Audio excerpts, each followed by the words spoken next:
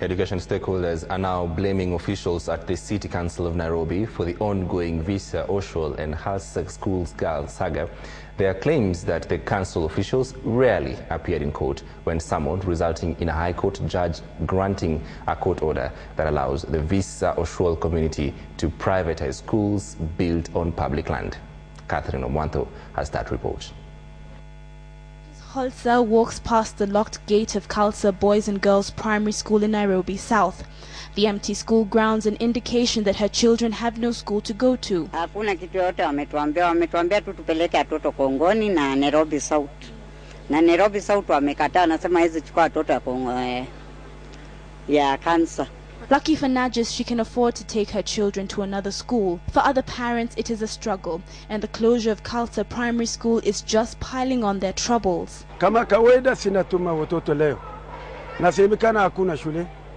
Akakuja hapa. Ikikuja hapa akaambua kiti moja 1,500. Na mimi sina 1,500, yo watoto yangu ni 6. Hopes that Kalsa Boys and Girls School would be open today was based on a discussion in Parliament last week on the Visa, Oshwal and Kalsa School controversy. Could the Minister, Mr. Speaker, ask the Nairobi Provincial Police Officer to order those people who have crossed the gate to open the gates for students on Monday, Mr. Speaker, sir?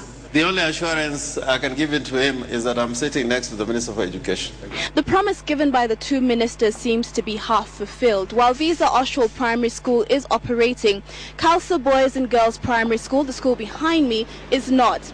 And the parents of the children who go to the school have been told to find other schools. But there's a challenge here. They can't find other schools because the personal files of their children are locked behind these gates.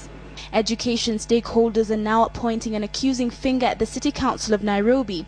Because the school falls in their municipal council's jurisdiction, it was expected that the officials would fight for the Visa, Oshwal and Kalsa primary schools in court. We are informed that they were not making appearances in court because they were the ones who were in court on behalf of the public, and this led to the court rulings for the schools to be turned back to private ownership. The Visa Oshwal community is adamant that they indeed own the parcels of land on which Visa Oshwal and Kalsa primary schools stand, and therefore have the right to privatize the respective schools. However, the government has refuted such claims on basis that the parcels of land were granted to the Visa Oshwal community on condition that the community build public schools. As the government sticks by the agreement signed in 1954, Kalsa Boys and Girls Primary School remains closed, and parents like Najis Holzer are stranded with nowhere and no one to turn to.